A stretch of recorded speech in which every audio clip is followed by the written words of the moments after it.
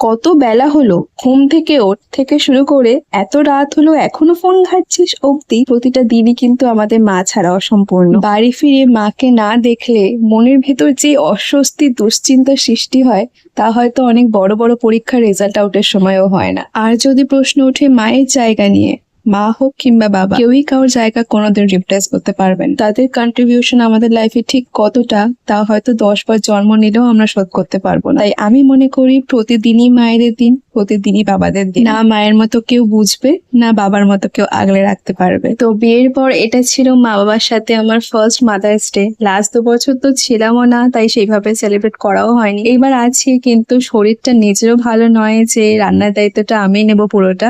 তাই সকাল থেকে রাত অব্দি মায়ের পছন্দের সমস্ত খাবার বাইরে থেকে অর্ডার করেছিলাম। এত আম দেখছো, এইগুলো জানো তো আমার বাপিদের অফিসের গাছের আম।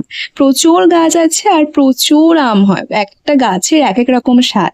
প্রত্যেকটা স্টাফ নিয়ে যায়, আর বাপিও এখন প্রতিদিন এত এত করে আম আনছে। আর ভেবো না আমরা এত আম একা খাই, যেহেতু বাপি প্রত্যেকদিন আনছে, বাপির বন্ধু বান্ধব, মায়ের চেনা পরিচিত গুরু বোন আত্মীয় স্বজন সবাইকে আম বাবা দিয়ে আসে গিয়ে। এই যে আমাদের আম খাওয়া শুরু হলো, যতদিন গাছে থাকবে আর যতদিন মার্কেটে থাকবে বাপিও আনবে, আর নেক্সট আমরা কিনে কিনেও খেয়ে যাবো। আর এই বিচ্ছুটাকে দেখলে তো সারাদিন যেমন আমাদের জ্বালায়, তেমন মাটাকেও একটু বসে থাকতে দেখলে কামড়া কামড়ি গায়ের ওপর উঠে যাবে, মাথার ওপর উঠে যাবে, না নিজে সুস্থ থাকবে না কাউকে সুস্থ বসে থাকতে দেবে। ইভিনিং স্ন্যাক্স দিয়ে মা বাপের জন্য white sauce cheesy pasta order করেছিলাম। আমি আজকে একটু অ্যাভয়েডই করলাম, কারণ লাঞ্চটা আমার একটু হেভি হয়ে গেছিল। মা বাপি হোয়াইট সস পাস্তাটা এর আগে কখনো ট্রাই করেনি, তো এক প্রকার আমি জোর করেই বললাম আজকে খেয়ে দেখো।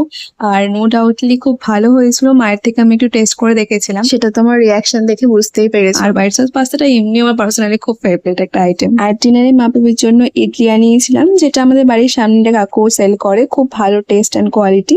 আর আমি দুপুরবেলা লেফট ওভার বিরিয়ানিটাই খেয়েছিলাম, যেটা আমি শেষ করতে পারিনি, এতটাই কোয়ান্টিটি দিয়েছিল।